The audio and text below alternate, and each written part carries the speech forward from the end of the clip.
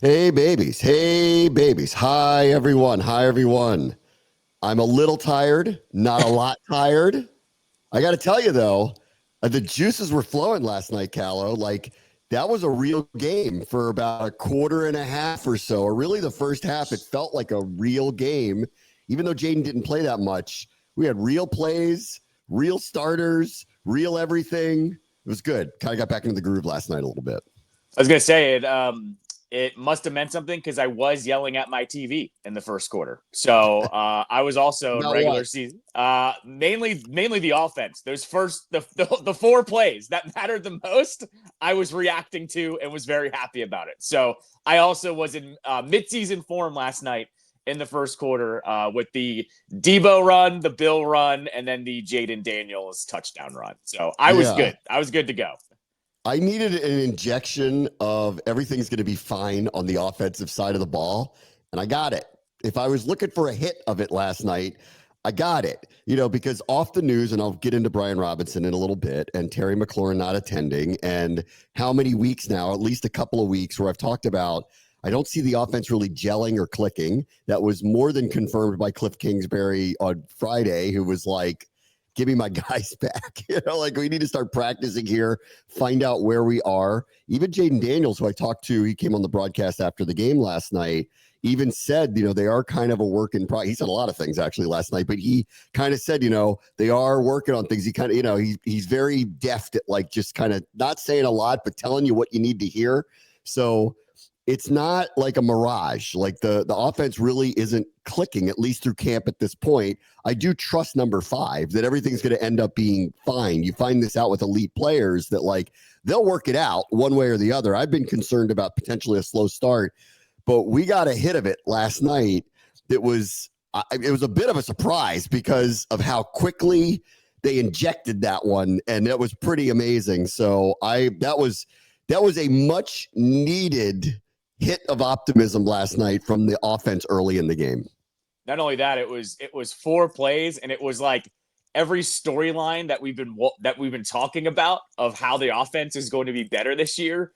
It was all a microcosm of it. Cliff wasted no time handing the ball to Debo for a first down for a little end around action, which we've all come to expect is going to happen.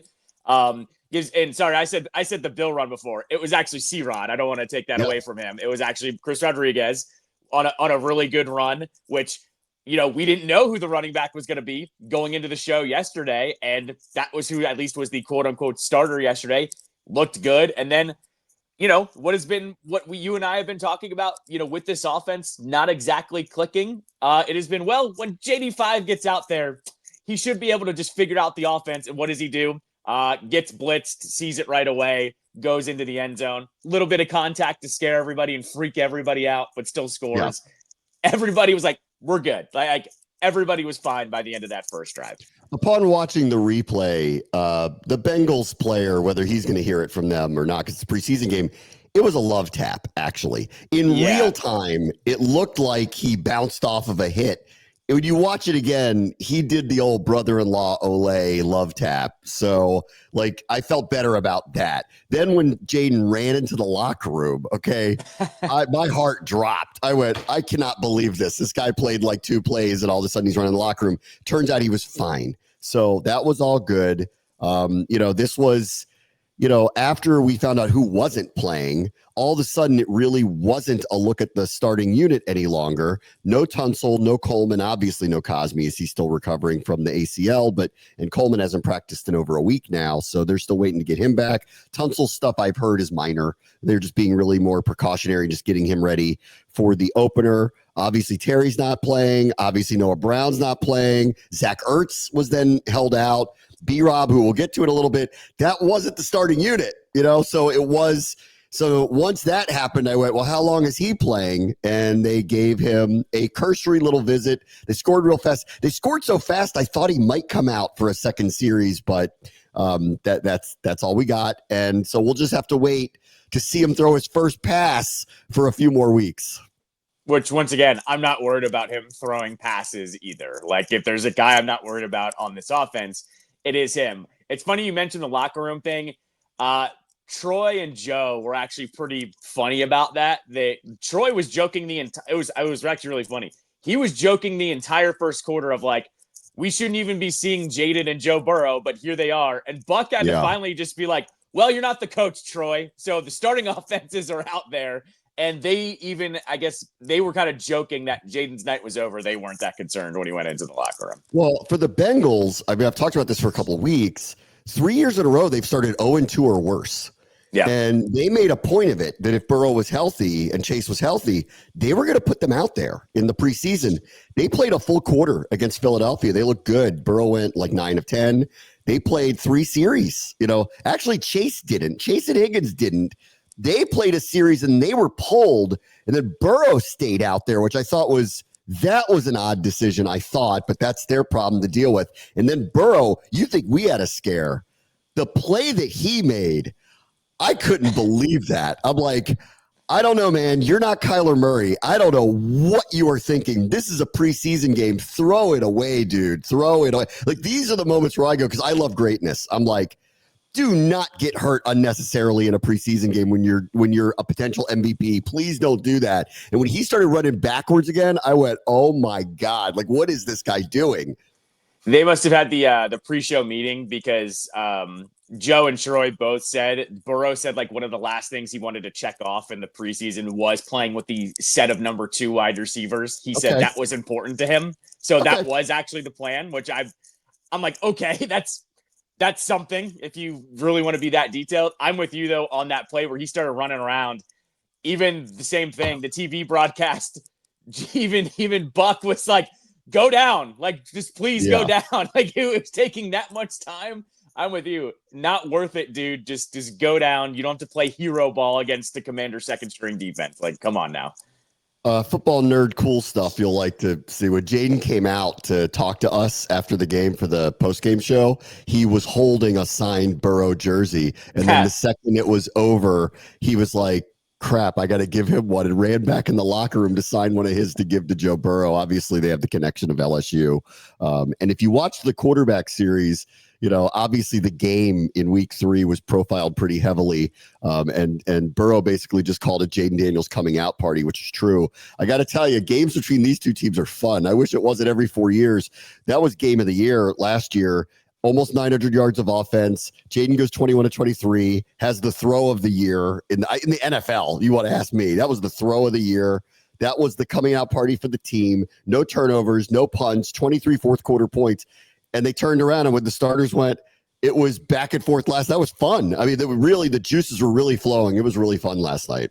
This is one I'm sure the NFL, has circled that anytime from here on out, that is going to be Sunday night football, Monday night football, primetime matchup, especially if it's only going to happen once every 4 years. You're right. Like it's not only good, it's just really fun because honestly, both defenses aren't elite and both quarterbacks are carving them up. I agree with you in that first quarter. I'm going, man, I wish they played a little bit more often because this would be a fun rivalry, but obviously different conferences. Let's see. For the Commanders offense, it was Chris Rodriguez and Bill Krosky-Merritt that got the real opportunities. That was after the game when we talked to Dan Quinn. By design, there's nothing wrong with Austin Eckler. I think I told you the other day, I'm like, last week, he looked like Austin Eckler again in practice. And so he's the least person I'm concerned about. And amid everything that's going on with Brian Robinson, this feels like the right time to, okay, one of these two, if not both of these guys, are going to play prominent roles in this offense if we assume that this is running back by committee. B-Rob or no B-Rob, it felt that way, that it was going to go that way. And so they gave them some opportunities. For Rodriguez, man, what a story he is. Like, he's a carryover. Last year, he was up and down from the practice squad multiple times. At one point in the middle of the season, he was released entirely and was home. And then they called him back, and he was ready to go. And I hear people say, like, he's the same as Brian. I wouldn't really describe it necessarily that way. But if you think like the role that he would play in terms of, we need to get 1 or 2 tough yards. We don't want to put Jayden at risk to try to do it or make him pull off the magic act like he did a million times a year ago. Is he the bruiser up the middle that can get us 1 or 2 yards? Yeah, it feels like he could be that role for them. Meantime, he popped off a 40-yard run on the second play of the game. And so I was happy for him. And we talked to him afterwards too. Obviously, all this is, listen, it's football. This stuff happens all the time, but it was very fresh and it's a little awkward, like it's a little awkward to be like, hey, how about those opportunities you got, and we know why, so it was interesting night to see the running backs just kind of pop off the way they did amid everything that's going on. Well, and especially not only for them to take advantage of the opportunities, I thought the blocking was really good last night. Like John Bates on the 2 big runs sealed the edge where I was like, oh, John Bates reminding you of why they paid him this offseason, right? Like that was one that, we haven't really talked about because who talks about the blocking tight end? But I thought in general, like the offensive line looked really good to give both of them their opportunities, especially that first one that C-Rod popped off. I think maybe this is a microcosm of maybe what's happened with Brian Robinson is they're looking at this going, this offensive line is actually going to be really, really good. Maybe we don't like the fit with B-Rob and the way that this is going to fit, but both of them looked pretty good. And, I know you're not on social media during the game, but like the jokes started flying right away. Like, see ya, B-Rob, like have fun tomorrow. Like, next, like see you next week, whatever. Like, I'm not really surprised that was the reaction. And I don't know, like what you made of it. Like B-Rob not even being in the building, I thought was a little bit odd, but I guess that's just the way that it goes. I think that ended up being a mutual agreement. Okay. I think after the report came out and then they admitted they talked to him and talked to the team about it. Okay. So at that point, I don't think you want the camera squarely on him. It's different than Hendrickson. Hendrickson is trying to get a deal done with the Bengals. It may or may not get done, but they're trying to get a deal done. And this is a separation now. So I think just to be fair to B-Rob and to the team, do you really want ESPN's cameras focused on him every time there's a big run? Like, I don't think that's fair to him. It's like the draft room thing when someone falls and you're just like, you feel so horrible when all they're doing is fixated on the guy who didn't get picked. We didn't want that to happen to him. And I think it was probably better off. The other one, obviously, is Bill scored his first NFL touchdown. That play, I got to give my partners a lot of credit here. Man, were they on it. London and Logan called out the hogs on that play the second it happened because it was a counter tray. They had the left side of the line pulled. Both made great blocks, big hole. Off he goes. He scores. When I talked to Dan Quinn about the game and Bill, because everybody's so interested in him, and they are too, obviously, they gave him a major opportunity to play a prominent role early in the game. He had said this about him, which I thought was really interesting. He was like, this is the time of year where we want him out there because we want him to make his mistakes and we want him to get a feel for the NFL game. And we're okay with, he's going to make some, we know that he's going to make some mistakes and get some reps. Like, remember, he barely played last year in college football because he was ineligible. My concern with that is less that he'll have, because he looks the part and feels the part. But my bigger concern with him about that is wear and tear. Is his body kind of ready for what is a step up to the next level, having not coming off a season where his body took a beating, a year ago, just even in college football. So that's my only concern about longevity of a season, because he is a rookie, because he's got the feel. But, like there he was popping off a big play. We had a couple of 2-yard runs where you can just see he's making people miss. They're like exciting 2-yard plays. And we're hoping that, like, when it clicks, it really clicks for him. They feel like they got an A+ running back in him. It's just a matter of time before it becomes a regular scenario by which he can hit some more doubles to home runs for them. Yeah. And I mean, look, let's see what happens when he gets against a starting NFL defense, right? Like, I think that's really what I'm waiting to see here. I think it's funny, you mentioned it there too. That was a counter tray that really worked. I kind of had to ask myself this question: is this offense this good, or is the Bengals defense also that bad? It's probably a little bit of both with the way that it ended up going with the Bengals defense yesterday. But at the same time, you get that look, you execute it. What more could you ask for? I want to see what he does against a starting Giants defense that you and I both have been praising, this entire offseason. I really want to see what he can do against that type of defense. I think it's going to be a really good litmus test to see whenever he gets that opportunity. Not that I'll ever complain about 4-play and 3-play touchdown drives, but I would have liked to have seen them in scenarios with the prominent starters where it's 3rd and 6 or Sure. whatever it is. We just didn't get that. It was almost a little too easy. And, that's an indictment of the Bengals, obviously, like that early in the game that's what happened. But I would have liked to have seen it. And so I could have made a case that Jayden should have come out for one more series because it was so easy that, like, I almost want to see, just give me one more and let's see if there's any adversity to this drive at all. But you know what? Like, they gave him a taste of it. He wasn't playing with the full complement of starters. We're just trying to get him to week 1, everybody healthy as much as possible. So I understand the reasoning behind it. But there was a part of me that went, this was a little too easy. I'm not complaining about it, but it was a little too easy. I would have liked a couple adverse moments just to see how the team performed in it because the offense hadn't been clicking really throughout the summer. So I think it would have been good to see the starters with a 3rd and 7 and see how they handle it. I'm with you. At the same time as well, the Bengals defense was clearly a sieve and they executed. And I'm sure at that point you're going, is it worth even having him out there if he's just going to execute it against this defense anyways? And let's be honest here too. They needed a shot in the arm. Like we kind of said, like they needed some kind of positive spark for us to talk about.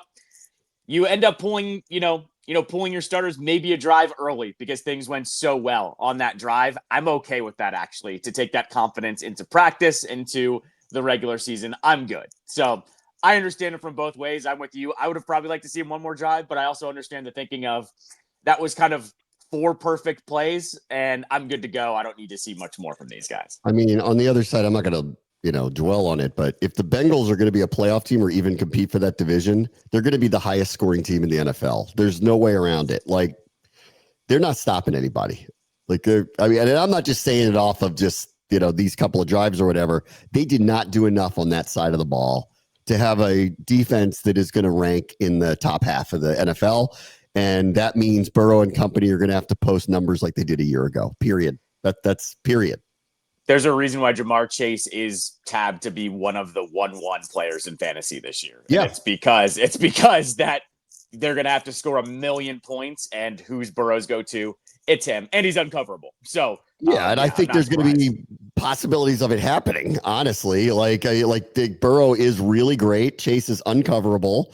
Higgins is a 1A, and they have other receivers. I'll get the one who used to be here, looked really, really, really good last night. As for us on the other side of the ball, some of this was we scored really quickly on the first 2 drives. I think they took like 2 minutes off the clock and had 2 touchdowns. That doesn't change the fact that Cincinnati had the ball for 21 or 22 minutes of the first half. It was a ton of long drives. There were some penalties that aided some of these drives. And so, defensively, we're still kind of a work in progress here. Again, not everybody played. Bobby Wagner didn't play. Trey Amos was a late scratch. I heard that that's not a big deal. They were just being very precautionary about him with like a hamstring tightness, and they didn't want to mess with it. They're like, you know what, forget it. We don't want to mess with it.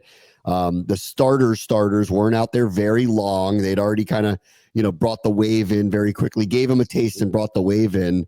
But still, in the end, there were a lot of reasons why the Bengals held the ball for a long time throughout the course of the first half. So there's still a lot to work on here defensively. I don't think we saw a little bit of it. This has been a very aggressive group throughout camp. You're going to see what they're describing as a very different style this year. I got to rewatch because I'm trying to remember now, and I haven't really obviously didn't rewatch what happened last night yet. Did they bring as much heat as they'd been bringing in practice? I'll have to kind of take a look. But I think overall, I think the defensive group is going to look at this and go, there's still a lot of work to do. I mean, if the other team has the ball for 22 minutes, you're doing something wrong. No, and I would say, though, this one, especially with the penalties that kept the drive going, you kind of just take away what you can from this one. The first touchdown that was allowed, like, it's Igbenogany, someone that's not going to be starting. Like, I can live with that one. I think this was our first look, too, though, at the defensive line and how that unit was going to perform. I thought they put the pressure on very, very well in this game, too. That was nice to see. Like, Burrow does that running around thing because the pressure was on. I thought Kinlaw looked pretty good, too, as well, for someone that has gotten kind of knocked around. Well, and I was going to say this too, like, single person we talk to, when you bring up Kinlaw, they love him. Like, love him. I think I'm trying to figure out who he is. I think he's Wreck-It Ralph. Like he just, every play, he just kind of, I'm going to wreck it. And whether that turns into big plays, I don't really know. But you just watch him, the center of the line kind of collapses very quickly around him because they just don't know how to handle him. He also, like, I think he's been knocked around a little too much by the media. Like everyone's saying, oh, they overpaid for him. And I'm going, no, they didn't. It's $10 million a year. Defensive tackles are expensive. Like, I think it's really, that's a really weird take for me. And so I think also, like, I don't think he had to like prove a bunch, but he's already looking like he's going to be a stud. The player that I actually think he reminds me of in terms of like the flashes I'm seeing, you remember him from way back in the day. You remember Cornelius Griffin? When Cornelius Griffin was healthy back in like the mid 2000s. He was awesome in those Greg Williams defenses. Yes, he was as dominant a defensive tackle when he was healthy as anybody in the NFL. And so it was when he was healthy, but that wasn't often, in those years. But I remember when he was healthy, he would just collapse the inside of those offensive lines. That's what I saw from Kinlaw last night a little bit. So, like, I'm not trying to call him an all-pro or anything, but I really liked what I saw just in the little bit of time that we saw him last night. So, yes, there were long drives given up, but I was almost like, okay, the drive, gets extended by this penalty. Fine, let's see what the defense has in them. I was kind of like okay to see what they had in some of these drives, especially, like I said, the defensive line's pressure thought was good. Secondary was good enough, I thought, at times. I was actually okay with it, especially, given the circumstances with how long Burrow was playing as well. On Kinlaw, really quickly with the contract, I talked about this at the time. The narrative he was overpaid, even at the time, was to me like, I don't think you're looking at what they're paying him, and I don't think you're looking at what market value is. 3 years, $45 million. It's really, if you read the contract, a 2-year deal in the 20s. And on that third year, they'll either restructure, or if it doesn't work out, they'll move on. And it's not that big of a dead cap hit. It's really a 2-year deal at, 10 to 12 million per year. That's what it is. Milton Williams was outstanding for the Eagles a year ago. He signed with the Patriots on a deal that's worth about $25 million a year. Osa Odigizua had a terrific year for Dallas, re-signed with the Cowboys at over $20 million a year. They're that much better than this guy. And we're paying him half to 60% less than them. It never was an overpay. I hated that narrative when it came out. People see these numbers and they don't look at the contract and see what it is. Like when people talk about Terry with the DK number, that overarching number is not true. The fourth year of that contract, he's never, ever, ever going to see. So the average annual value that you get to includes a season that he's never going to play there under. So it's not that I wish people would look at it. It's the reality of it. And the Kinlaw thing, we haven't seen him at his best. Yeah, they're betting they're going to get a lot more out of him than either the Niners, he was injured a lot with them, or the Jets did a year ago. And that is a bet because he hasn't proven it yet. But they aren't overpaying him. That's not a complaint that I'm willing to hear. They're not overpaying him.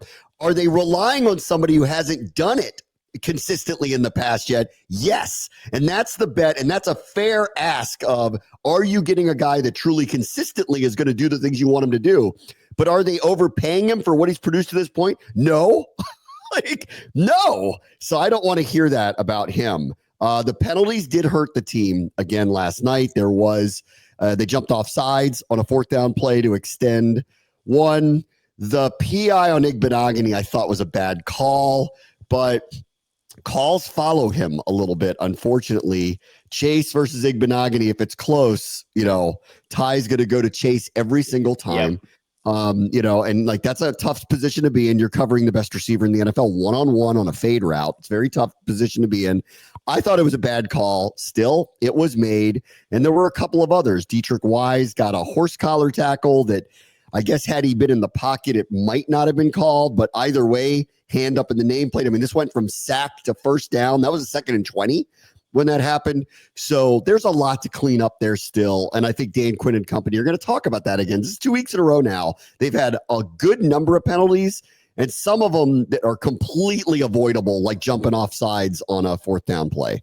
Yeah, the offsides one is actually the one that I thought was like the most egregious. I'm with you. Like a close call to Jamar Chase or Joe Burrow, it's going to go both of those guys' ways. I also thought on the pass interference, it was PI. Was it a little ticky tacky? Probably, but I understand why they called it. He did pull him one way essentially. And then with Burrow, I'm with you. Like, we know how this works with quarterbacks. You get those hands anywhere near the helmet or the collar, they're calling that. That's just how the world works these days. It sucks, but that's just how the NFL, goes. When it comes to the offsides, that was the one that I couldn't stand. I wish I would have had a camera on our friend Doc Walker when that happened, because those are the ones you just can't have. Yeah. Those are the ones that and like they even looked like they weren't going to go a little bit, and you still jump off. That's the one that concerns me. The starting defense was out there for that one. That's the one that irks me the most. They really got to clean this up. This is a somewhat of a concern, I think, heading into the first week of the season, because once again, you have 2 games in 5 days. Let's hope that it's cleaned up. I did like this too, because, I think we're kind of been in a camp of, this has been a really interesting summer. And I think I'll talk about it more because I wanted to stay on the game and B-Rob and all that stuff today. I'll talk about it more later this week. What expectations were for what camp would be and how they've kind of played out.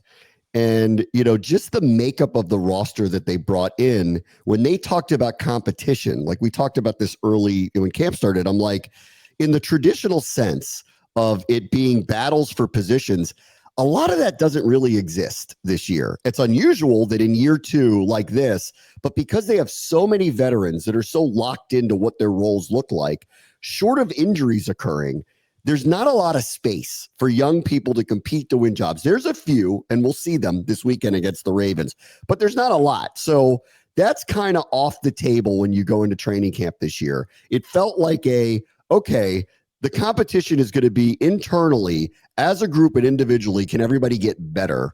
And, I have kind of felt like throughout camp, we're just kind of biding our time to get around to it. And then the offense wasn't really gelling or clicking very much. And it became concerning. And a lot of it was, as Cliff pointed out, kind of need our guys on the grass again to start practicing. And then there are injuries, and it's on the offensive line. They keep shuffling people around because there's this guy's down or that guy's down, and Wiley has to play every position. And it's been all of that stuff. And so I think overarching, it gave me this feeling of, we got to get this over with, because there's seemingly a lot of noise that's just kind of going on here that doesn't feel like it's heading towards the here we go, Jim, when the week 1 rolls around. The intensity was up last night. And that was actually, for me, refreshing to see that lights went on, the team was ready to go, ready to roll. And it felt like a game last night. And, yes, there were a lot of mistakes. They jumped off sides. There was this penalty here, that penalty there. The offense came out gangbusters. Every play they ran worked. First couple of series. It was actually reassuring to me that maybe I've been a little too in the weeds, too overly concerned. And it felt like, okay, we're going to be fine. Because there was a good week there where I'm going, I don't know, man. I'm getting a little maybe I'm just getting summer doldrums or something, but I'm not feeling it right now. Last night was actually reassuring to me that the intensity was back up in a place that I expected it to be the whole time. I think we're looking now, looking back at the Patriots game, that was just a bad 48 hours in terms of no one playing, the intensity being really ratcheted down with 30 plus players not playing. Yeah. And the team, frankly, and I know Quinn got mad about it, the team, frankly, wasn't engaged in that game. Even the players that weren't playing. We didn't see the same kind of enthusiasm that we did. So many mistakes. So many of them. And Quinn was like, I am not going to excuse you for this. You had an opportunity to play their starters. You just didn't step up. I'm not going to excuse you for it. But I also do think a little bit of part of it was with when you have that many players that are out and it's a quote unquote night off, that spreads a little bit. And so when you don't even have guys in uniform, I think that hurts the overall vibe. And I'm not trying to say this was some massive mistakes, but the vibes were off clearly. What happens last night? Jayden Daniels is in for one drive, but the whole sideline was engaged again. Like we talked about it last preseason, where all the games we had the whole entire sideline rooting for the backups that were in there. We got more of that last night, and I think it helps when most of the team had to at least play for a little bit. And so I'll just say this, maybe the Patriots was really kind of, the one-off. And then last night is more of what we should be used to, because that looked like the team that I saw last year, not only on the field, but on the sideline as well. Like even the Jayden Daniels running out to go get the ball for Bill, that type of thing is like, okay, they're all engaged in this again. I was much more cooled off last night, seeing as how the sideline was reacting. Yeah, I was reassured because I have very high expectations. I think this is a good team. I think it's a better team than the one from a year ago. There is some business I would like to get done with and get everybody back on the field so that we can stop, some of these storylines and some of the things I think are holding them back a little bit from being the best they can be, namely number 17. I'd like to see that get over with, and so we can just kind of move forward. But, I think after the Patriots game, the way that they played, I don't think it is a coincidence that they brought in 14 guys to work out and signed a bunch of them. I think it was a tacit admission that isn't us. And like, I'm going to show you that's not us. So I do think this week, and I think I said it at the time, I go, I hope this is a wake up call. And I think I've been kind of off of that week going, I don't know, man. Like I didn't like that. There's just a lot of noise about some things that are going on around here. There's a lot of guys going in and out. That performance was off. I know it was the backups, but it was off. Didn't feel right. This was reassuring. And I think this week there was a self-correction organizationally. They brought in a large workout. A message was sent. There's some player movement now. A message was sent. Everybody had to dress that could. Last night they played. It felt like a game for the first quarter and a half when everybody was out there. I mean, the intensity was up. It felt like a game. The juices were really flowing. The message got through and I was reassured. So I felt I don't care what the score was. I felt very reassured about what happened last night. Well, I think one thing that we haven't talked a lot about this offseason, especially with the Terry stuff just hanging overhead too, is like these guys for an entire offseason had everyone tell them how happy they were that they were good again. And you know how that kind of works in any sport, not just football. The intensity actually is down a little bit when that happens, when you get a little satisfied. Quinn can tell me they compete as much as they want, but they've heard it the entire offseason. Sometimes it takes a little bit more to get that going. And I think their wake-up call was literally against the Patriots. And last night, I feel like they're back to what we expect with this team. Yes, I agree. All right, let me take a quick break. We'll get into B-Rob and Terry next. Brad Watch the Show, ESPN 630, the Sports Capital. All right, welcome back. Brian Robinson did not attend the game last night. There was reporting from Jordan Schultz the day before that Washington is shopping him. The team obviously did not deny that. And in fact, after the game, said that Dan Quinn held a team meeting after they had met with Brian to say that there are some what they described as moving parts going on right now. They did not say that, he's definitively going to be traded or released, but obviously that's the direction that it's going. Otherwise, what happened last night would not have happened last night. Ben Standig, I want to give him credit. He was kind of really on this about a week ago, and he circled one of the big parts of it. He goes, here's a running back who's making last year of his contract over $3 million. He's at bare minimum just kind of part of a rotation. He is clearly not the front line, every down starter, going to get the ball 20 times a game. His production really dropped off a year ago. I know that after last season, the team, wanted more out of the running back room. They wanted, as I described it, they want more explosive playmaking ability. Robinson is a great, when he's at his best, singles and doubles hitter. He's not going to hit many home runs. I do love his toughness. And early in the season last year, I described him as gas in the tank, that he was a kind of a physical presence as the offense was kind of figuring itself out. And Jayden was kind of getting comfortable week by week by week. And then by midseason, it kind of turned where Jayden was the person who was kind of leading almost every facet of it. And Robinson's production really went down, and it became extremely noticeable when Austin Eckler got hurt. And then all of a sudden, they were kind of relying on him more, and they were not getting the same production out of him. So I always felt like this was a possibility. But when they didn't go high in the draft for running back and didn't go into free agency and get a running back, I was open-minded to, he's not going to be their quote unquote number one. There's nobody on this team that really is their number one. So I am open to he's going to be here. But knowing all of that throughout the course of the offseason, I always thought this was very possible. It's still a little surprising when it happened and the way that it happened. But I always kind of knew that this was, I remember talking to Ben last week and we had talked about it. And I go, I don't think you're wrong about what he had said. I said, like, I just feel like I'm not sure there's anybody specifically better than him on the roster right now. That said, are they going to pay out that number when they're not going to rely on him to be a number one? Probably not. So I love Brian. I'll let you say what you want to say about him. I feel like I do need to do B-Rob appreciation moment here because I did love him as a player here. He was one of my favorite, toughest players on this team, but they feel like they can get more out of that position group, and he can't give them exactly what they need, and that's where we are. The main, thing with B-Rob was that the negative to neutral moments were starting to outweigh the positive moments, right? The moments like Monday night B-Rob and Philly were very few and far between compared to like what happened at the second half of last year, unfortunately. I'm with you. Sometimes he was the only positive thing to watch with this team for a couple of years.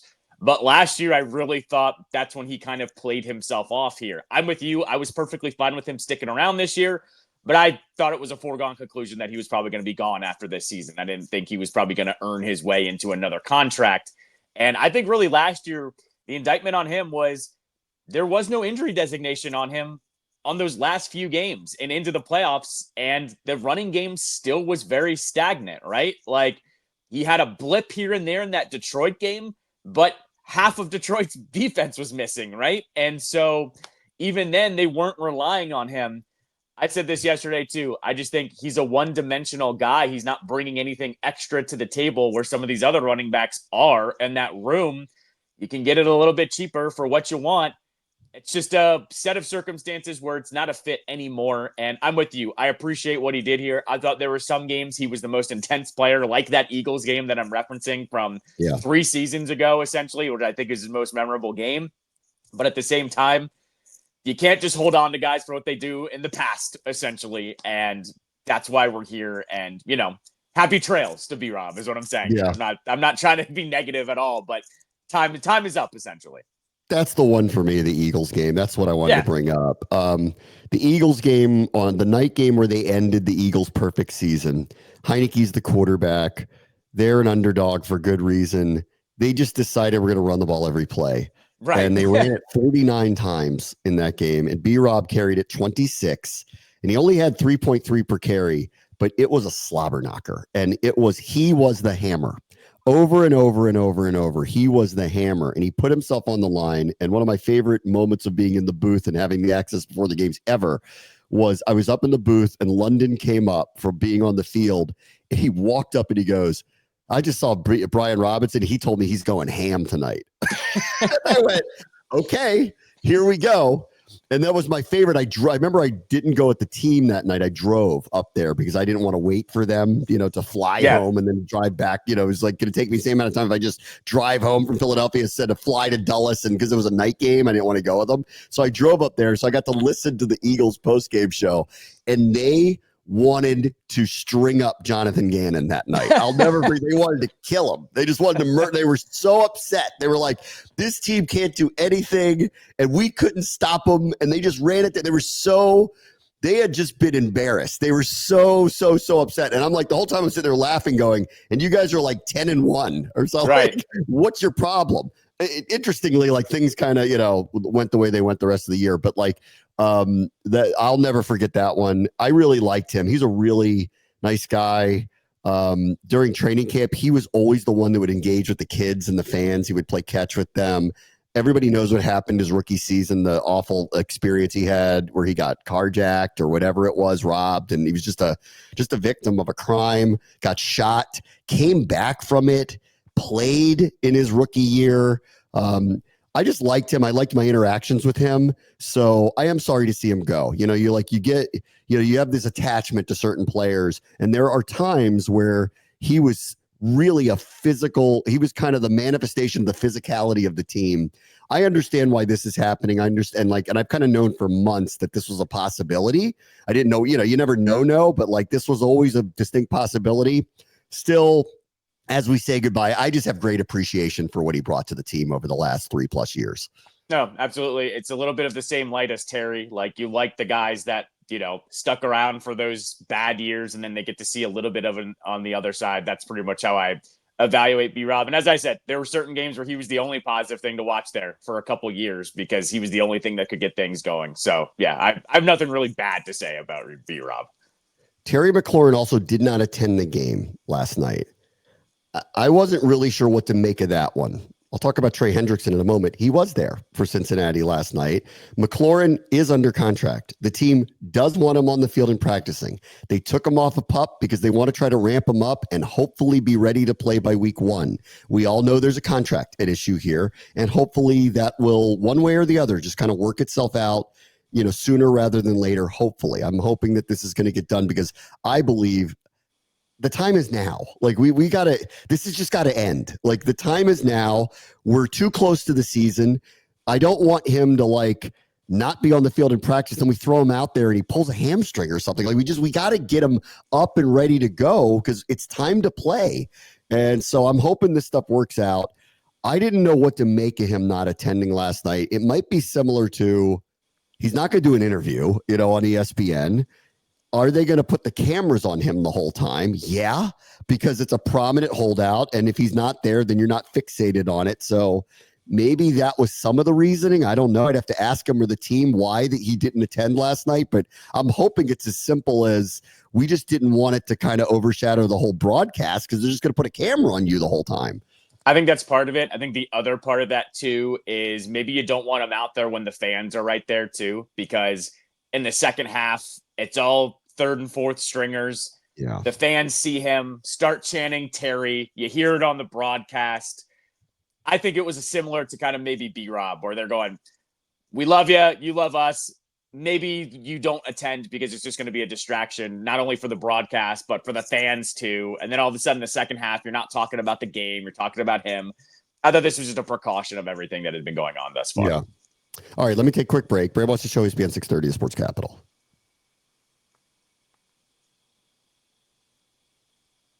All right, welcome back. Terry did not attend the game, neither did B-Rob, but Trey Hendrickson, who is in a contract stalemate with the Bengals, did. I saw a report where he talked to Laura Rutledge, who was on the sideline for Monday Night Football, and she said that he said that the money part of it is pretty much done. So, the Bengals are going to pay, I think, the number he wants. What he wants is security, and he wants guarantees beyond this 1 year, and that's apparently what the holdup is for him. And he described it apparently, through her and her reporting, that he's just saying, we like it here. My wife wants to know where we're living. We don't want to just be here for one more year. We want to be here basically through the end of the prime of his career, which is in his mind, at least a couple more years. And that's what they're trying to get to. And, after, I don't know which way that's going to go. Honestly, I really don't. I think they'll get a trade for him. Somebody will give up something for him. I think a contender will, as long as the price in the spring sounded like it was outrageous. Now we need a player and a high pick. And I think you might get a contender who does something like that if you really can't pull this off. The problem is it's a first-round pick, a young defensive player was the quote, and you have to pay him. I actually still think the second half of that is actually kind of the worst part here. Everybody's gone through their off seasons now, right? So having to pay him, I think, is the hard part to swallow. And you want a young defensive player.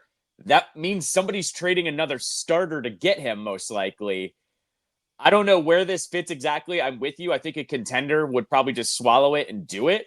But is anyone willing to hand him that contract without seeing him play it down or work in the offseason or et cetera, right? So I don't know here. I will say this, though.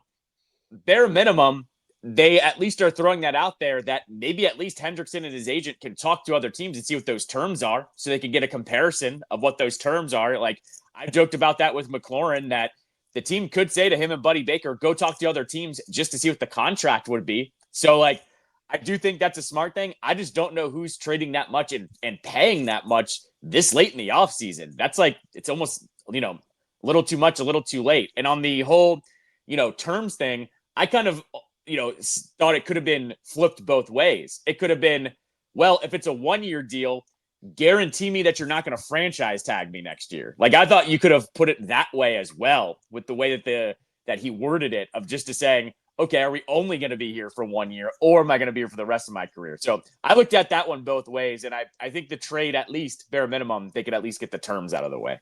Honestly, if I were them, this will never happen because it's so pie in the sky, but I would call Dallas and try to do a swap for Micah Parsons and offer something with Hendrickson for him.